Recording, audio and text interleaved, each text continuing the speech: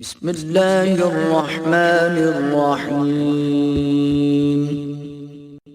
لقد جاءكم رسول من أنفسكم عزيز عليه ما عنتم حريص عليكم بالمؤمنين رؤوف رحيم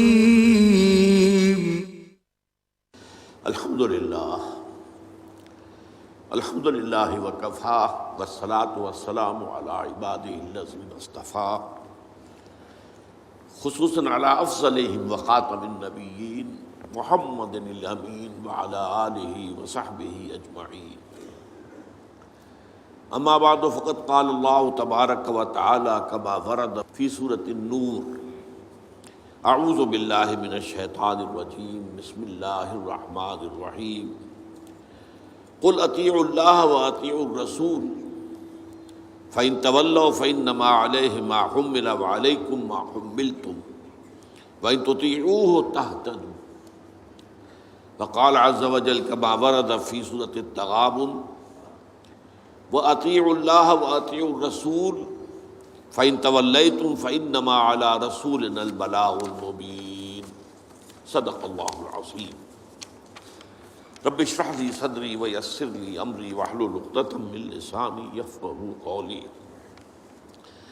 اللهم ربنا ألهمنا رشدنا وأعذنا من شرور أنفسنا اللهم أرنا الحق حقا وارزقنا اتباعه وأرنا الباطل باطلا وارزقنا اجتنابه آمین یا رب العالمین۔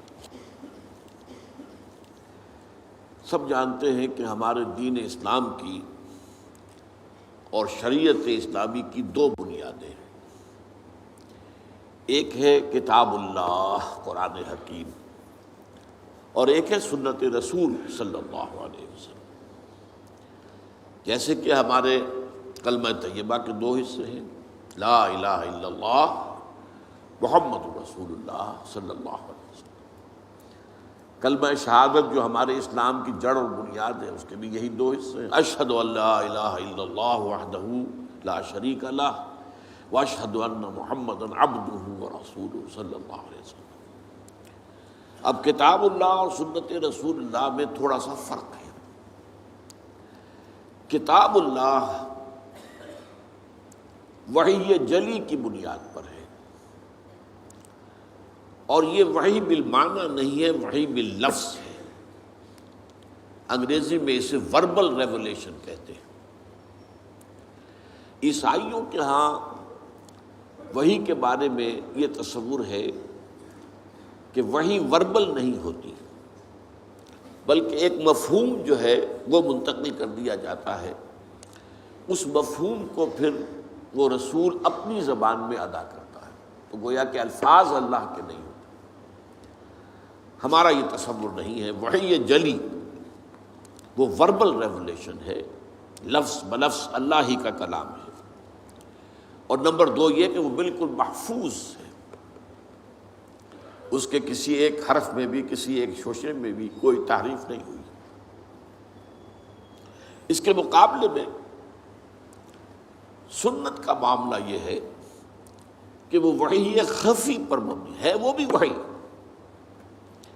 اس کا بھی اشارہ اللہ کی طرف سے ہے، لیکن وہ وحی باللفظ نہیں ہے، وحی بالمعنی ہے۔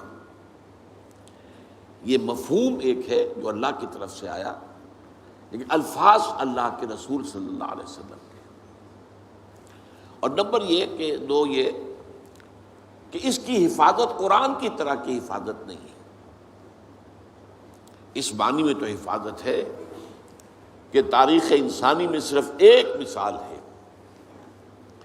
کہ کسی کے اقوال اور اعمال کی صداقت اور صحت کو پرکھنے کے لیے لاکھوں انسانوں کی سیرت و کردار کا جائزہ لیا گیا۔ اسماء الرجال جو علم مسلمانوں کا ہے، پوری انسانی تاریخ میں اس کی کوئی مثال ہے ہی نہیں۔ تو اس اعتبار سے حفاظت کی گئی ہے، حفاظت ہوئی ہے، انڈائریکٹ ہے، اس معنی میں البتہ نہیں ہے کہ لفظ بلفظ ہر شے جو ہے وہ محفوظ ہو، بلکہ یہ بھی ہے کہ حضور صلی اللہ علیہ وسلم سے ایک مجمع میں کچھ لوگوں نے باتیں سنی، پھر انہوں نے جو روایت کی تو ان میں تھوڑا تھوڑا فرق ہو گیا، اور یہ آج بھی آپ دیکھیں گے، میری کوئی بات اگر آپ جا کر لوگوں کو بتائیں گے تو ہر شخص کے بتانے میں کچھ فرق ہو جائے گا۔ چنانچہ جس کو کہا گیا ہے ام السنہ حدیث جبرائیل، وہ 40 میں نمبر 2 پر آئے گی، وہ اس کی ایک بہت بڑی مثال ہے کہ وہ بہت اہم حدیث ہے، بہت مشہور حدیث ہے، متواتر حدیث ہے، لیکن مختلف راویوں نے جب اسے بیان کیا ہے تو لفظی طور پر اس میں اختلاف ہے۔ دوسری بات یہ ہے کہ سنت اور حدیث یہ دو الفاظ علیحدہ ہیں۔ سنت حضور کا تعامل، حضور کا طرز عمل، یہ سنت ہے، اور حدیث اس کا ایک ریکارڈ ہے، ریٹن ریکارڈ۔ سنت کو معلوم کرنے کے دو ذرائع ہیں، ایک حدیث جس پر ہم گفتگو ابھی کریں گے مزید، ایک امت کا تواتر عمل، حضور کو عمل کرتے ہوئے دیکھا صحابہ نے تو آپ کی پیروی کی، آپ کی نقل کی، صحابہ کو عمل کرتے ہوئے دیکھا تابعین نے تو آپ کی ان کی پیروی کی اور ان کی جو ہے ان کے نقش قدم پر چلے۔ تو اس طرح ہوتا ہوتا نسل بعد نسل تواتر کے ساتھ بہت سی چیزیں ہیں جو امت میں منتقل ہوتی چلی آئی۔ تو یہ تواتر عمل جو ہے امت کا، یہ سنت کا علم حاصل کرنے میں دوسرا اہم اس کی سورس ہے۔ عام طور پر لوگ سنت اور حدیث کو مترادف سمجھ لیتے ہیں، یہ دو الفاظ مختلف ہیں، ان کا مفہوم جدا ہے۔ اب حدیث اور سنت یہ دونوں الفاظ جو ہیں اللہ کے لیے بھی آئے ہیں، رسول کے لیے بھی آئے ہیں۔ مثلا سنت اللہ التی قد خلت من قبل وَلَن تَجِدَ لِسُنَّتِ اللَّهِ تَبْدِيلًا وَلَن تَجِدَ لِسُنَّتِ اللَّهِ تَحْوِيلًا۔ یہ اللہ کا قانون رہا ہے، طرز عمل رہا ہے، اللہ کا تعامل رہا ہے ان لوگوں کے بارے میں جو پہلے ہو گزرے ہیں، اور تم نہیں دیکھو گے کہ اللہ کے سنت میں، اللہ کے قانون میں، اللہ کے طرز عمل میں، اللہ کے تعامل میں کوئی فرق واقع ہو، نہ تبدیلی نہ تحویل۔ اسی طرح فرمایا سنت من قد ارسلنا قبلک من رسلنا ولن تجد لسنتنا تحویلا۔ یہ اللہ کی سنت، اللہ کا قانون، اللہ کا طریق عمل، اللہ کا طرز عمل ہے ان سب کے بارے میں جو نبیوں اور رسولوں میں آپ سے قبل گزر چکے ہیں، اور آپ اللہ کی سنت میں کہیں کوئی تبدیلی نہیں پائیں گے۔ تو یہ اللہ کی سنت ہے، تو رسول کی سنت اور اللہ کی سنت۔ اسی طریقے سے حدیث، سورہ نساء میں فرمایا وَمَنْ أَصْدَقُ مِنَ اللَّهِ حَدِيثًا۔ قرآن کیا ہے؟ یہ حدیث اللہ ہے، اللہ کی بات ہے، اور تم نہیں پاؤ گے اللہ سے بڑھ کر کوئی سچا اپنی حدیث میں۔ اللہ کی حدیث سے بڑھ کر سچی اور کون سی حدیث ہو سکتی ہے؟ اسی طرح فرمایا گیا فَبِأَيِّ حَدِيثٍ بَعْدَهُ يُؤْمِنُونَ۔ اس حدیث کے بعد، یعنی حدیث اللہ قرآن مجید کے بعد، اگر یہ اس پر ایمان نہیں لا رہے تو پھر اور کس پر ایمان لائیں گے؟ کیا قرآن سے آگے بھی کوئی بات آنے والی ہے؟ یہ تو ویسے بھی آخری کتاب ہے، اور واقعہ یہ ہے کہ حرف آخر ہے۔ اسی طرح حدیث کے لیے، حضور کے لیے لفظ آیا ہے وَإِذْ أَسَرَّ النَّبِيُّ إِلَىٰ بَعْضِ أَزْوَاجِهِ حَدِيثًا۔ ایک واقعے کا ذکر کرتے ہوئے جب نبی صلی اللہ علیہ وسلم نے اپنی ازواج میں سے بعض کے پاس اپنی ایک حدیث، اپنی ایک بات بطور راز رکھی، تو سنت کا لفظ بھی سنت اللہ، سنت رسول، حدیث اللہ، حدیث الرسول صلی اللہ علیہ وسلم۔ اب چلیے حدیث کسے کہتے ہیں؟ دو موٹے الفاظ یاد کر لیجئے۔ حدیث دو طرح کی چیزوں پر مشتمل ہے، ایک اخبار کہلاتے ہیں، خبر کی جمع اخبار، ایک آثار کہلاتے ہیں، اثر کی جمع آثار۔ خبر کسے کہتے ہیں؟ حضور کا کوئی قول ہو، کوئی فعل ہو یا تقریر ہو۔ اب یہ تقریر کو آپ نہیں سمجھتے، تقریر تو آپ سمجھتے جو میں کر رہا ہوں یہ تقریر ہے، یہ تو ہے تقریر۔ اصل میں تقریر یہاں اس کے معنی کیا ہے کہ کوئی کام حضور کے سامنے کیا گیا اور آپ نے روکا نہیں، برقرار رکھا، تو اسے ایک سند حاصل ہو گئی۔ جب حضور کے سامنے کام کیا، آپ نے دیکھا اور آپ نے منع نہیں کیا، روکا نہیں، جائز ہے، تو یہ گویا کہ ایک سند ہو گئی کہ حضور کی طرف سے ایک طرح کی اس کو منظوری جو ہے امپلائڈ حضور کی طرف سے ریکگنیشن حاصل ہو گئی۔ تو حضور کے اقوال، حضور کے افعال، حضور کی تقریر، یہ کہلاتے اخبار، خبر کی جمع اخبار۔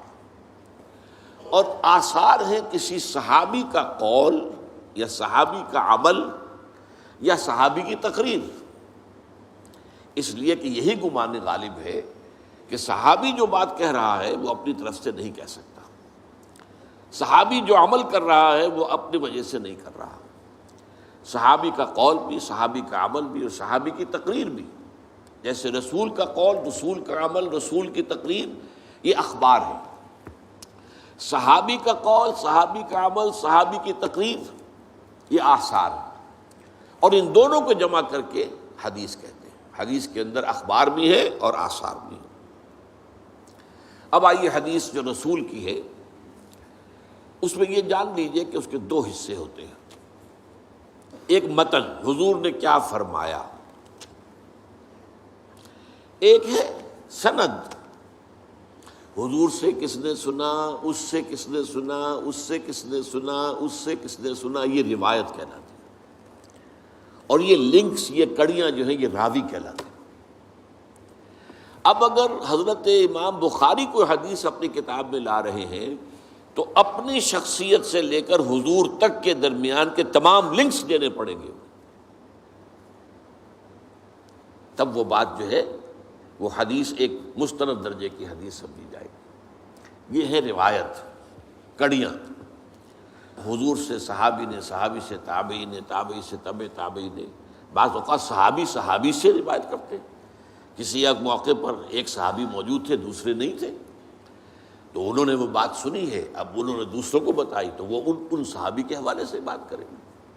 لیکن یہ کڑیاں جو ہیں یہ ہونی چاہیے حضور کی شخصیت مبارکہ سے لے کر محدث تک۔ پھر محدث سے ہمارے ہاں علماء کے اندر سند چلتی ہے، جو لوگ بھی دینی علوم سے فارغ التحصیل ہوتے ہیں ان کی بھی سند ہے، بخاری سے لے کر بھی نیچے تک بات آئے گی کہ جو محدث آج بیٹھا ہوا حدیث بیان کر رہا ہے اگر وہ واقعی محدث ہے تو امام بخاری سے اپنے تک بھی اس کے پاس سلسلہ ہونا چاہیے۔ آپ اندازہ کیجئے کہ اس حدیث کے لیے کتنی محنتیں کی گئی ہیں اور کس قدر کوششیں ہوئی ہیں، اور یہ سند کی چھان بین کے لیے میں نے آپ سے عرض کیا تھا۔ تاریخ انسانی میں سند میں دیکھنا یہ پڑتا ہے کہ فلاں شخص جو بیچ میں آ گیا ہے اس کے بارے میں کوئی ایسی رپورٹ تو نہیں ہے کہ وہ جھوٹا تھا، کوئی ایسی بات تو نہیں ہے کہ اسے کچھ یادداشت اس کی کمزور ہو گئی تھی، کوئی سوء حفظ کا کوئی عارضہ تھا کہ بات یاد نہ رہتی۔ تو چھان بین تمام راویوں کی، اس کا نام ہے اسماء الرجال، لوگوں کے نام، راویوں کے تمام نام اور ان کی سیرت و کردار کے بارے میں سند۔ جیسا کہ میں نے عرض کیا تاریخ انسانی میں یہ معاملہ کبھی ہوا ہی نہیں۔ واحد ایک شخصیت ہے محمد الرسول اللہ صلی اللہ علیہ وسلم کی کہ آپ کے احادیث کو پرکھنے کے لیے تمام راویوں کے حالات معلوم۔ تو حدیث جمع ہے متن اور سند، اور سند کا میں آپ کو بتا چکا ہوں کہ وہ حضور سے لے کر محدثین تک بات آتی ہے۔ اب سند کے اعتبار سے حدیث کی بہت سی قسمیں ہیں، مثلاً یہ کہ مسند اور متصل وہ حدیث کہلائے گی جس کی ساری کڑیاں جو ہیں حضور سے لے کر محدث تک یہ انٹیکٹ ہے، متصل ہے، کہیں کوئی وقفہ نہیں آتا بیچ میں۔ مرفوع وہ حدیث کہلاتی ہے جو حضور کس سے روایت کی جا رہی ہو بات۔ اس کے مقابلے میں مرسل ایک تابعی کوئی بات کر رہے ہیں اور حضور سے وہ روایت کر رہے ہیں اور یہ نہیں بتا رہے کہ حضور کے اور ان کے درمیان کس صحابی نے انہیں بتایا ہے، اسے مرسل کہیں گے۔ اب یہ درجات ہیں، مرسل کا درجہ وہ نہیں ہوگا جو مرفوع کا ہے۔ اسی طریقے سے موقوف کہلاتی ہیں، منقطع کہلاتی ہے، مقطوع کہلاتی ہیں حدیثیں جو صرف تابعی پر آ کر ختم ہو گئی، وہ اس سے آگے کی بات نہیں کر رہا۔ تابعی کی باتیں. تو اس حوالے سے بہت سی قسمیں ہیں. ایک متواتر حدیث ہوتی ہے جس کے کہ ہر لیول پر بہت سے راوی موجود ہوں. حضور سے کئی صحابہ نے سنا ہو، پھر ان سے ہر صحابی سے کئی تابعین نے سنا ہو، پھر ہر تابعی سے کئی جو ہے تبع تابعین نے سنا ہو. تو ہر جو لیول ہے روایت کا اس پر متعدد جو ہے کثیر جو ہے راوی موجود ہوں، تو ایسی حدیث کو متواتر کہا جاتا ہے. اس کا یہ بہت اونچا درجہ ہے احادیث کے اندر. اسی طریقے سے مشہور حدیث اسے کہتے ہیں کہ راویوں کی ہر سطح پر کم از کم 3 راوی ہیں. وہ 3 سے بھی زیادہ ہیں تب تو ہو گئے متواتر، لیکن اگر یہ کہ کم سے کم 3 ہر لیول پر موجود ہے تو وہ مشہور کہلائے گا. لیکن اگر کوئی ایک راوی ہے چل رہا ہے تو پھر اس کو غریب بھی کہیں گے، خبر واحد بھی کہیں گے. اسی طرح حدیث صحیح، حدیث حسن، حسن لغیرہ ہی، حسن لذاتہ، یہ مختلف جو ہے احادیث کے سند کے اعتبار سے مختلف درجے ہیں، مختلف قسمیں ہیں. البتہ اس کے بعد پھر آتا ہے حدیث ضعیف، کمزور حدیث. کمزور حدیث کسے کہتے ہیں؟ جس میں کسی ایک راوی کے بارے میں شک ہو کہ یا تو اس کا کردار جو ہے وہ معیاری نہیں تھا، اس کے اخلاق، اس کی سیرت، اس کے معاملات درست نہیں تھے. ایک راوی ہے بیچ میں ایسا، تو ضعف پیدا ہو گیا، کمزوری پیدا ہو گئی اس روایت کے اندر، اس لنک کے اندر ایک کڑی جو ہے گویا کہ کمزور ہے. اور یا یہ ہے کہ اس کے بارے میں یہ معلوم ہو کہ اسے سوء حافظہ، میموری جو ہے وہ اس کی کمزور ہو اور اس کے اندر خرابی ہو، تو اس کے بھی شک پڑ جائے گا. تو اگر کسی ایک کڑی میں بھی ان 2 میں سے کوئی ایک وصف پایا جاتا ہو تو وہ حدیث ضعیف کہلائے گی. اس سے پھر سب سے نیچے درجہ جو آتا ہے وہ آتا ہے موضوع کا، جس کے بارے میں محدثین نے تحقیق کر کے، چھان بین کر کے یہ فیصلہ کر دیا کہ یہ تو گھڑی ہوئی حدیث ہے، جھوٹی حدیث، اس کی حضور کی طرف نسبت صحیح نہیں ہے. یہ پھر اپنی جگہ پر ان موضوعات کو بھی جمع کر لیا گیا ہے. جتنی حدیثیں وضع کی گئی ہیں کتاب الموضوعات، تو موضوع حدیثوں کو بھی جمع کر لیا گیا. یعنی اس درجے معاملہ کیا گیا ہے نبی اکرم صلی اللہ علیہ وسلم کے اقوال اور افعال و تقریر کے ضمن میں. البتہ اس میں ایک بات میں عرض کروں گا کہ عام طور پر کسی حدیث کے ساتھ لکھ دیا جائے ضعیف، تو آج ہمارا خیال یہ ہوتا ہے کہ اس کو چھوڑو. نہیں، یہ نہیں. حدیث ضعیف جو ہے وہ ضعیف روایت میں کسی ایک کڑی کے اندر بھی اگر کوئی ضعف آ گیا تو ضعیف کہلائے گی. لیکن ضعیف حدیثوں کے اندر بہت سی اعلیٰ حدیثیں موجود ہیں، حکمت کے موتی موجود، علم اور حکمت کی قیمتی موتی موجود. اس کی وجہ کیا ہے؟ دیکھیے، ایک ہے سچ کا سچ ہونا، ایک ہے سچ کا سچ ثابت ہو جانا. کتنے سچ ہوتے ہیں جو اپنی جگہ سچ ہے، ان کو ثابت آپ نہیں کر سکتے. آپ نے وکلاء سے سنا ہوگا کہ خالص سچ پر کوئی ایک مقدمہ بھی نہیں جیتا جا سکتا، کچھ نہ کچھ جھوٹ اس میں شامل کرنا پڑتا. تو سچ کا ثبوت جو ہے وہ آسان کام نہیں ہے. اس کا یہ مطلب نہیں جو سچ ثابت نہ ہو سکے وہ جھوٹ ہے، یہ نہیں ہے. سچ ثابت نہیں ہو سکا یہ اپنی جگہ بات ہوئی، لیکن پھر کیا اس کو ہم کہیں گے جھوٹ ہے؟ یہ نہیں. تو حدیث موضوع جو ہے وہ حدیث ضعیف جو ہے وہ کمزور تو ہے، موضوع نہیں ہے، وہ متروک نہیں ہوگی، وہ چھوڑی نہیں جائے گی.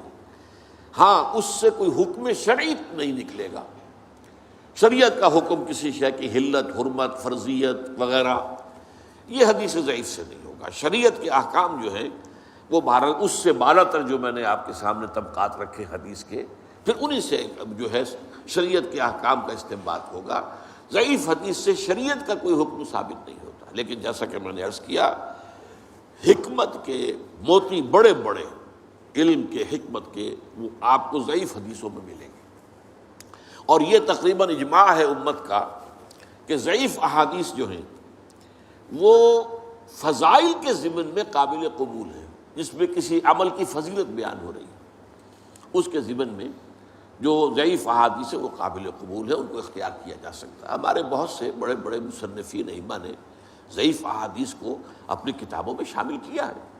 وہ ثابت تو نہیں ہو سکی، اور سند کے اعتبار سے ثابت نہیں ہو سکی. کہیں ایک جگہ بھی کوئی اگر رکھنا پڑ گیا تو اس کا مطلب ہے کہ وہ ضعیف ہو گئی. لیکن پھر میں دوہرا رہا ہوں کہ اس کا یہ مطلب نہیں کہ وہ جھوٹی ہے یا گھڑی ہوئی ہے. اس کے لیے لفظ موضوع کا حدیث موضوع وہ گھڑی ہوئی جس کو کہ محدثین نے سوچ سمجھ کر جو ہے وہ موضوع قرار دیا. اب ایک خاص لفظ کی طرف میں آ رہا ہوں، اربعین. چونکہ ہمیں اربعین نووی کا مطالعہ کرنا ہے. حضور کی ایک حدیث ہے جو اگرچہ ضعیف ہے، جس کے ضعیف ہونے پر سب کا اجماع ہے.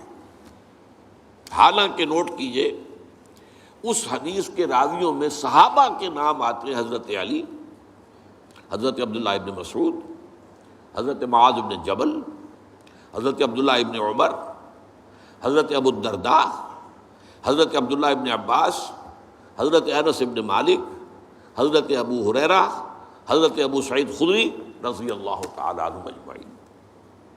اتنے صحابہ سے شروع ہوئی، لیکن آگے لنک ٹوٹ رہے ہیں. کہیں تابعی کے لیول پر بات نہیں بن رہی، کہیں تبع تابعین کے لیول پر بات نہیں بن رہی، کہیں کوئی راوی آ گیا ہے بیچ میں کہ جو قابل اعتماد نہیں ہے، جس کی سیرت و کردار یا جس کے بارے میں شک ہے کہ اس کا حافظہ ٹھیک نہیں رہا تھا، تو یہ کہیں آ گیا، رکھنا پڑ گیا، لہذا وہ ضعیف تو رہے گی. لیکن اتنے صحابہ سے روایت ہوئی ہے تو اس کے اوپر پھر بہت توجہ دی ہے علماء کرام نے. 50 سے زیادہ کتابیں. اب وہ حدیث کیا ہے وہ میں پہلے آپ کو سنا دوں. حدیث کا متن اب بتا رہا ہوں میں آپ کو. من حفظ علی امتی 40 حدیثا من امر دینہا بعثہ اللہ یوم القیامت من زمرۃ الفقہاء والعلماء. حدیث کا ایک مجموعہ ہے کنز العمال، جس میں ضعیف احادیث بھی ہے، صحیح احادیث بھی ہے. کنز العمال اس میں یہ حدیث موجود ہے. اور جیسا کہ میں نے کہا صحابہ میں سے اتنے صحابہ کے نام میں نے آپ کو لے دیے، یہ سب کے سب فقہاء صحابہ میں سے، بہت چوٹی کے صحابہ میں سے. لیکن یہ ہے کہ وہ اس کی روایت، جیسا کہ میں نے عرض کیا، سارا دار و مدار روایت پر ہے. اسی کے اوپر معاملہ جو ہے حدیث کا مقام و مرتبہ متعین ہوگا. ترجمہ کیا ہے؟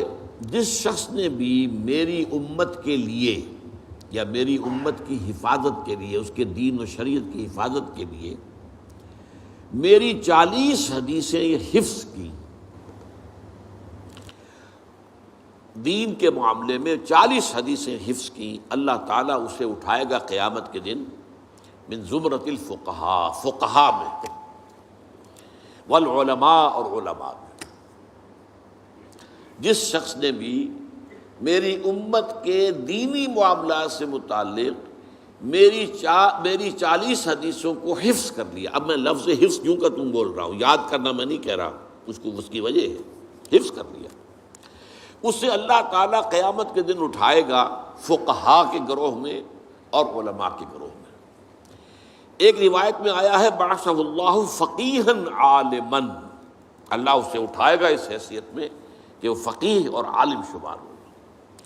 حضرت ابو الدرداء کی روایت میں ہے وَكُنْتَ لَهُ يَوْمَ الْقِيَامَةِ شَافِعًا وَشَهِيدًا. حضور فرما رہے ہیں اس شخص کے لیے میں قیامت کے دن سفارش کرنے والا بھی ہوں گا اور شفاعت کرنے والا بھی ہوں گا اور گواہی دینے والا بھی ہوں گا اس کے حق میں.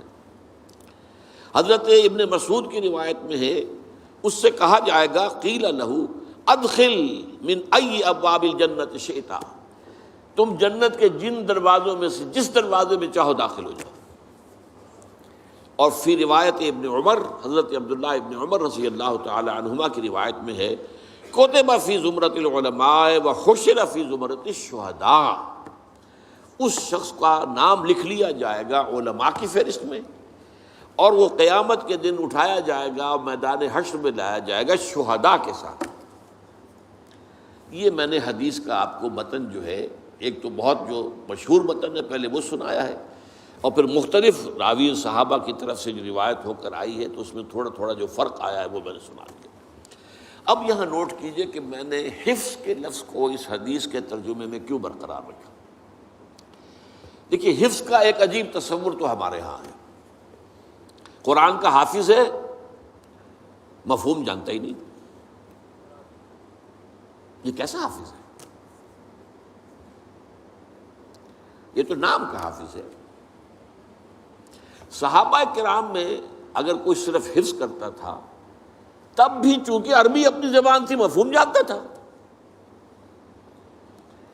تو قرآن مجید کے متن کو اور اس کے مفہوم کو دونوں کو یاد کرنا اور ذہن میں رکھنا، بلکہ اس سے بھی آگے بڑھ کر الاتقان فی علوم القرآن کے اندر ایک روایت ہے کہ صحابہ کرام میں سے جن حضرات کا خاص شغف قرآن سے تھا، جیسے حضرت عثمان ابن عفان، حضرت عبداللہ ابن مسعود رضی اللہ تعالی عنہما، ان کا یہ کہنا تھا کہ ہم جب نبی اکرم صلی اللہ علیہ وسلم سے 10 آیتیں پڑھ لیتے تھے تو جب تک اس کے علم اور عمل دونوں کو حاصل نہیں کر لیتے تھے آگے نہیں بڑھتے تھے. اب نوٹ کیا آپ نے؟ علم اور عمل، الفاظ ہی نہیں، علم بھی، یعنی 3 چیزیں اب جمع کیجئے. الفاظ ان کے حافظے میں محفوظ ہو جائے، علم ان کے ذہن میں آ جائے، اور عمل ان کی سیرت کا حصہ بن جائے. 3 شرطیں پوری ہوں گی تو وہ حافظ کہلائے گا. اب اس اعتبار سے اس حفظ کے لفظ کو یہاں اپلائی کیجیے. جس شخص نے امور دینیہ سے متعلق میری 40 حدیثیں حفظ کی، میں نے اسی لیے پھر لفظ یوں کہ تو برقرار رکھا، یعنی اس کے الفاظ بھی یاد کر لیے، وہ اس کے حافظے میں آ گئے، اس کا علم بھی سمجھ لیا، وہ اس کے ذہن میں آ گیا، اس پر عمل بھی کیا، وہ اس کی سیرت و کردار کا جزو بن گیا. اس لیے کہ اسی معنی میں حضرت عائشہ صدیقہ رضی اللہ تعالی عنہا سے جب سوال کیا گیا، کچھ تابعی حضرات جمع ہوئے، اور آپ اندازہ کر سکتے ہیں کہ کیسی حسرت ہوگی تابعین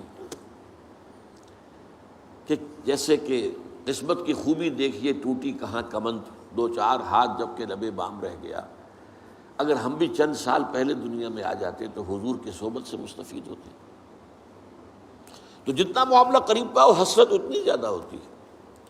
ہمارا تو فصل 1400 برس کا ہے تو اس طرح کا کوئی تصور ہی ذہن میں نہیں آ سکتا، لیکن جن کا فصل اتنا ہی تھا تو ان کی تو صورت وہی ہوگی کہ قسمت کی خوبی دیکھیے ٹوٹی کہاں کمند، 2-4 ہاتھ جب کہ لبے بام رہ گیا.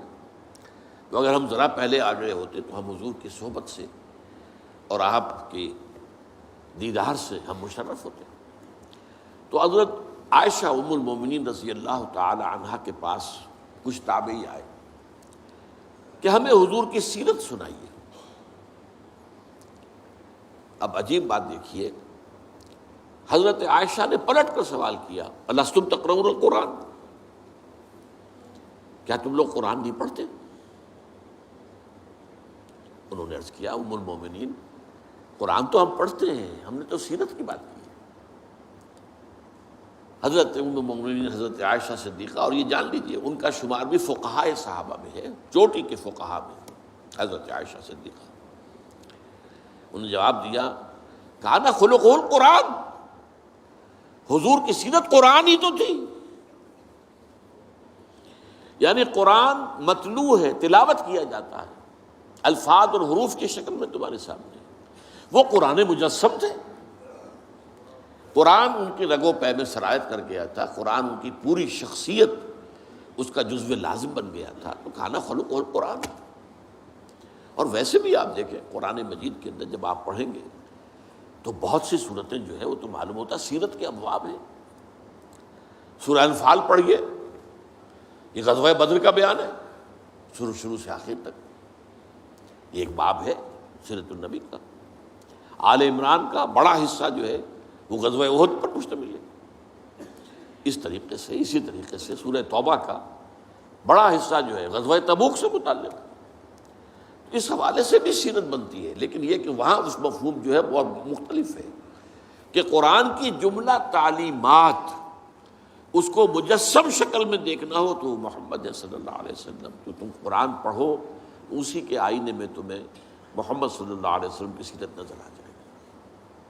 اچھا، اب یہ جو حدیث میں نے آپ کو سنائی ہے، جیسا کہ میں نے عرض کیا، اس پر اجماع ہے کہ یہ ضعیف ہے، لیکن اس کے ساتھ اشتغال جسے کہتے ہیں، اس کے ساتھ دلچسپی، اس کے ساتھ معاملہ، اس کا پڑھنا پڑھانا 50 سے زیادہ ائمہ دین اور علماء نے ان کا مجموعے 40 حدیثوں کے اپنے مرتب کیے.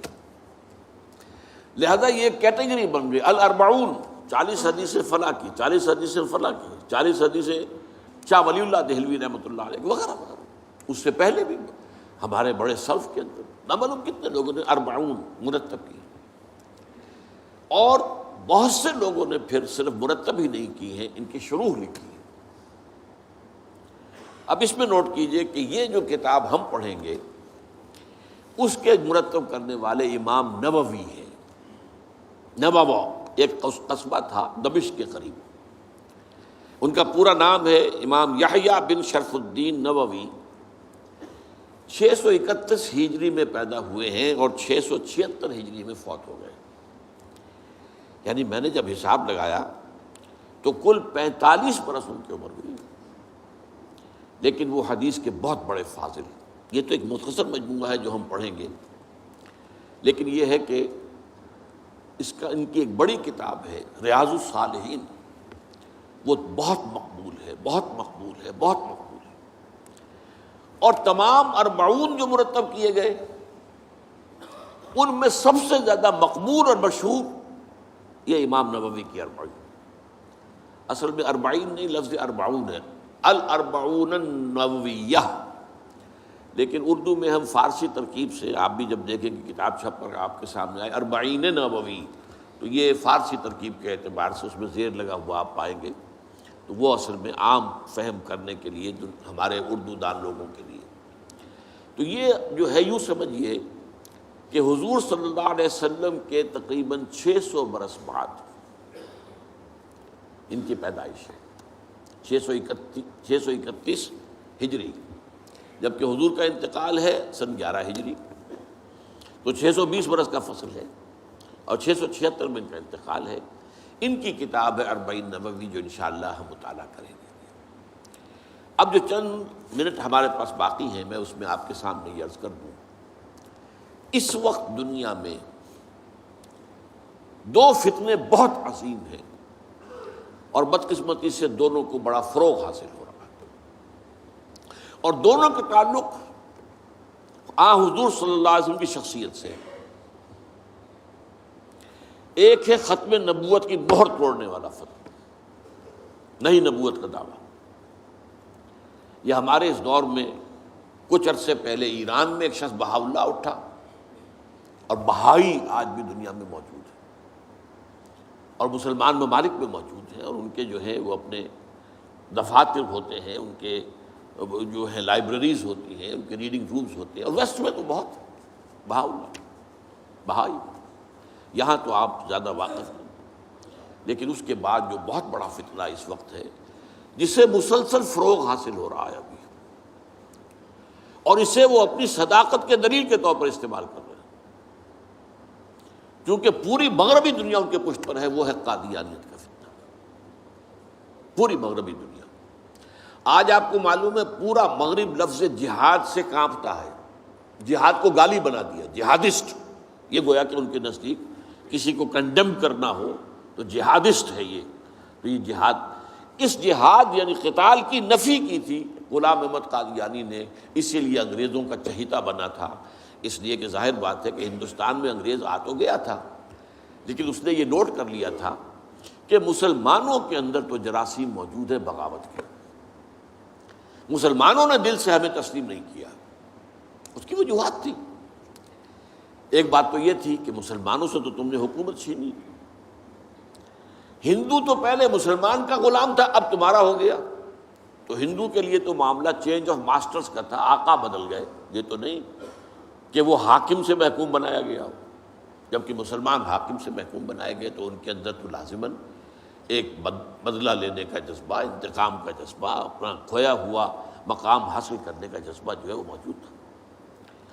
چنانچہ یہی وجہ ہے کہ حضرت سید احمد شہید بریلوی رحمۃ اللہ علیہ کی تحریک چلی.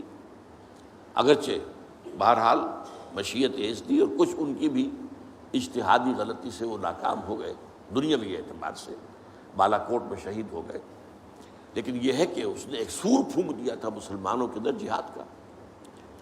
ان کے بعد بھی طویل عرصے تک اس علاقے کے اندر انگریزوں کے خلاف جو ہے وہ جہاد جاری رہا ہے، مسلسل جاری رہا ہے۔ اور اس کے بعد آپ کو معلوم ہے کتنے ہی علماء تھے جو پھانسی چڑھائے گئے ہیں، جن کو جو ہے کالا پانی بھیجا گیا ہے کہ علماء نے اس کو جو ہے دارالحرب قرار دے دیا، اور دارالحرب کے اندر رہتے ہوئے مسلمان کے لیے فرض ہوتا ہے کہ وہ اس دارالحرب کو جو دارالاسلام بنانے کی جد و جہد کرے۔ یہی وجہ ہے کہ 20ویں صدی کے آغاز تک بھی ہمیں سراغ ملتا ہے وہ ریشمی رومال کی تحریک۔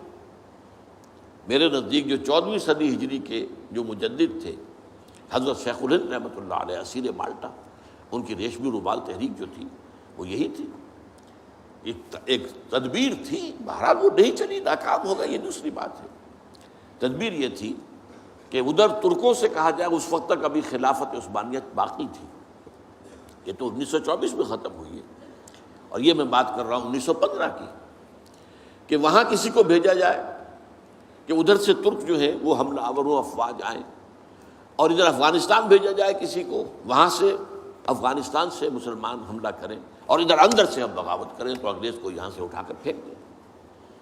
لیکن بات جو تھی، پھر میں کہوں گا مشیت اس قریب معاملہ ہوتا ہے۔ حضرت شیخ الہند خود گئے تھے ترکی سے مدد لینے کے لیے، پہلے وہاں حجاز گئے، اس لیے کہ حجاز میں ابھی مدینہ منورہ میں ترک گورنر موجود تھا، ابھی جو ہے وہ شریف حسین جو تھا جس نے بغاوت کی تھی ترکوں کے خلاف، مکے پر تو اس کا قبضہ تھا، مدینے پر نہیں تھا، تو وہاں گورنر جو ہے ترکی کے خلافت عثمانیہ کے موجود تھے، ان سے ملاقات کی اور آگے جانے کا فیصلہ بھی تھا۔ لیکن اسی اثناء میں مخبری ہو گئی، اور شریف حسین والی مکہ نے، جس کی یہ نسل ابھی تک چل رہی ہے، یہ جو اردن کا بادشاہ بیٹھا ہوا ہے، یہ اسی کا پڑ پوتا سمجھ لیجئے، یا پڑ پوتا یا سگڑ پوتا، یہ وہ نسل ہے ہاشمی، ہاشمائٹ۔ اس نے حضرت شیخ الہند کو گرفتار کر کے اور چاندی کی تشتری میں رکھ کر انگریز کو پیش کر دیا، یہ آپ کا باغی یہاں پر آ کر اور آپ کے خلاف سازشیں کر رہا ہے۔ اور دیکھیے انگریز انہیں کہاں لے گیا، مالٹا، میڈیٹرینین سی کا ایک جزیرہ، بحیرہ روم کا۔ آخر ہندوستان میں بھی تو واپس لا سکتا تھا، ہندوستان کی کسی جیل میں نہیں۔ اقبال کے نفس سے ہے لالے کی آگ تیز، ایسے غزل سرا کو چمن سے نکال دو، تو وہاں رکھا ہے انہیں 4 سال وہاں پر وہ، اور ٹی وی جو ہے وہ اپنی آخری حد کو پہنچی ہے تو چھوڑا ہے کہ ہماری اگر قید کے اندر یہ انتقال ہو گیا ان کا تو پھر طوفان اٹھ جائے گا۔ تو ایک فتنہ تو یہ ہے جو ختم نبوت کا، چونکہ اس قتال کے خلاف فتویٰ دیا تھا، دین کے لیے حرام ہے اب دوستو قتال، قتال فی سبیل اللہ ختم ہو گیا، لہذا انگریزوں نے ان کا چہیتا بنا، ان کے فتنے۔ آج بھی پورا ویسٹ جو ہے، یورپ میں، امریکہ میں، انگلینڈ میں آج کل ان کا مرکز ہے، اور ان کے خطبے جو ہیں اس کے امام جو کہلاتا ہے خلیفہ، وہ آپ کو معلوم ہے کہ وہ سیٹلائٹس کے اوپر جو ہے وہ نشر ہوتا ہے۔ دوسرا فتنہ جو ہے جو اپنی تاثیر کے اعتبار سے اس پہلو سے اس سے بھی زیادہ خطرناک ہے کہ وہ زیادہ پھیل رہا ہے اور اس کا ادراک اور احساس نہیں ہے۔ ختم نبوت کا معاملہ تو ایسا ہے جو اتنا واضح ہے، کسی کا نبوت کا دعویٰ کرنا اتنا واضح ہے کہ ہر مسلمان سمجھ لے گا کہ واقعی وہ تو دائرہ اسلام سے خارج ہو گیا، اور جو اسے مانے وہ دائرہ اسلام سے خارج۔ چنانچہ یہ فیصلہ جو ہے ہمارے ہاں آپ کو معلوم ہے سرکاری سطح پر، حکومتی سطح پر، ریاست کی سطح پر، پارلیمنٹ نے طے کیا کہ قادیانی خواہ وہ ربوائی ہے اصل قادیانی، خواہ وہ لاہوری ہے جو لاہوری احمدی اپنے آپ کو کہتے ہیں، وہ دونوں دائرہ اسلام سے خارج ہیں۔ لیکن یہ دوسرا فتنہ وہ ہے کہ جو اندر ہی اندر جیسے دیمک جو ہے لکڑی کو کھا جاتی ہے، ان کا یہ فتنہ ہے انکار حدیث کا فتنہ۔ قرآن مانیں گے، قرآن کو سمجھیں گے، حدیث ہاں ٹھیک ہے، حدیث اپنی جگہ ہے، اس میں اخلاقی تعلیمات جو ہیں ان کو ہم سر سے سینے سے لگائیں گے، لیکن مطاع جو ہے حضور کی ذات صرف اپنے زمانے کے لیے تھی، بعد کے لیے نہیں۔ میں نے جو آج آپ کو آیات سنائی تھی، قل اطیعوا اللہ واطیعوا الرسول، اے نبی کہہ دیجئے اطاعت کرو اللہ کی اور اطاعت کرو رسول کی صلی اللہ علیہ وسلم۔ فَإِن تَوَلَّوْا، پھر اے نبی اگر یہ پیٹھ موڑ لے، فَإِنَّمَا عَلَيْهِ مَا حُمِّلَ وَعَلَيْكُمْ مَا حُمِّلْتُمْ، تو ان سے کہہ دیجئے، انہیں یہ بات بتا دیجئے کہ جو ذمہ داری ہم نے ڈالی اپنے رسول پر وہ اسی کے مسئول ہوں گے. جو ذمہ داری تم پر پڑی ہے اس کے مسئول تم ہوگے. وَإِن تُطِيعُوهُ تَهْتَدُوا، اور اگر تم ان کی اطاعت کرو گے تبھی تم ہدایت پر ہوگے. دوسرا سورۃ تغابن کی آیت میں نے آپ کو سنائی تھی، وَأَطِيعُوا اللَّهَ وَأَطِيعُوا الرَّسُولَ فَإِن تَوَلَّيْتُمْ فَإِنَّمَا عَلَىٰ رَسُولِنَا الْبَلَاغُ الْمُبِينُ. اطاعت کرو اللہ کی، اطاعت کرو رسول کی صلی اللہ علیہ وسلم. اگر تم نے پیٹھ موڑ لی تو جان لو کہ ہمارے رسول پر تو صرف پہنچا دینے کی ذمہ داری تھی، آگے تم مسئول ہو کہ تم تک جو پہنچا دیا گیا تھا پیغام تم نے اسے قبول کیوں نہیں کیا. یہ جو اطاعت رسول ہے یہ دائمی ہے، یہ ایسا نہیں ہے کہ صرف حضور اس کے لیے الفاظ استعمال کر دیتے ہیں. وہ مرکز ملت اپنے دور میں اپنے زمانے میں مرکز ملت تھے محمد صلی اللہ علیہ وسلم، لہذا امیر جماعت کی حیثیت سے، امیر ملت کی حیثیت سے ان کا حکم مانا جانا ضروری تھا. لیکن آئندہ تو جو بھی امیر ہوگا، جو بھی مرکز ملت ہوگا، جو بھی حکومت بنے گی، جو بھی مسلمانوں میں حاکم ہوگا، ان کی اطاعت فرض ہے. اور یہ فتنہ اس تیزی سے پھیلا ہے، اس تیزی سے پھیلا ہے، اس لیے کہ شریعت کی بہت سی پابندیاں ان لوگوں نے اسی حوالے سے حدیث کو اٹھا کر پھینک دیا. پردہ کوئی شے نہیں ہے، کوئی خاص شے نہیں ہے. پردہ جو ہے یہ تو ایک خاص دور کا کلچر تھا بس. اب قرآن مجید کی آیات کی جو ہے وہ غلط تعویلیں کر رہے ہیں، ترجمے غلط کر رہے ہیں. اب عام آدمی جو ہے، عام جدید تعلیم یافتہ آدمی جو ہے، اسے کہاں عربی کا پتہ ہے؟ وہ اسے کہاں پتہ چلتا ہے کہ یہ جو آیت کا ترجمہ کیا جا رہا ہے یہ غلط کیا جا رہا ہے، ٹیڑھا کیا جا رہا ہے. یہی آیات کے ترجمے میں تحریف قادیانیوں نے کی ہے. ان کا ایک عام مبلغ اور ان کے زیر اثر کوئی شخص آئے آپ سے بات کرے، آپ ہکا بکا رہ جائیں گے. وہ آیتوں پر آیتیں پیش کرے گا لیکن ترجمے اس کے غلط کر رہے ہیں. آخر وہی آیتیں ہیں جو 1400 برس تھے مسلمان جو ہیں صحابہ سے لے کر اور ہمارے دور تک علماء پڑھتے آئے ہیں، ان کا ترجمہ انہوں نے کیا.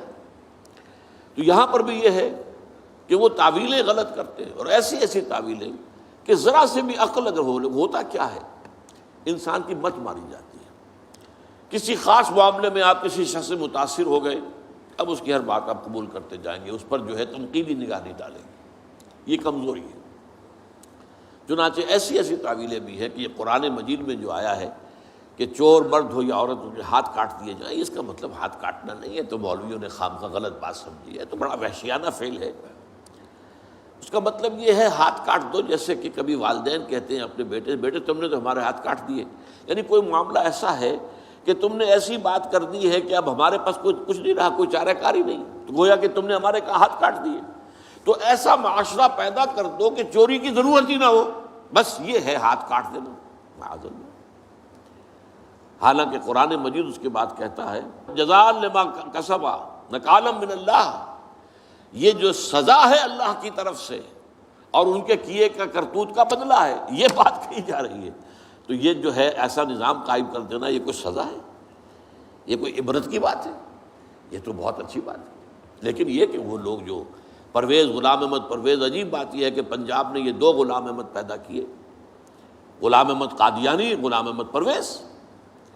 ایک نے مہر ختم نبوت کو توڑا اور ایک نے حدیث کے بارے میں اور مستقل طور پر سنت رسول کو شریعت کے بنیاد ہونے کی حیثیت سے چیلنج کر دیا. اور یہ فتنہ میں آپ سے عرض کر رہا ہوں، آج چونکہ جیسے قادیانیوں کو پوری مغرب کی سپورٹ ہے، ایسے اس فتنے کو بھی، کیونکہ وہ کلیش آف سویلائزیشن میں اسلامی تہذیب کو ختم کرنے کے درپے ہو گئے ہیں، اور اسلامی تہذیب کا اور شریعت کا دار و مدار اکثر و بیشتر تو حدیث پر ہے، سنت پر ہے. لہٰذا وہ دین کی جڑ کاٹنے کے لیے یہ جو انکار حدیث کا فتنہ، یہ استخفاف حدیث کا فتنہ ہے، اس کو سپورٹ کر رہے ہیں.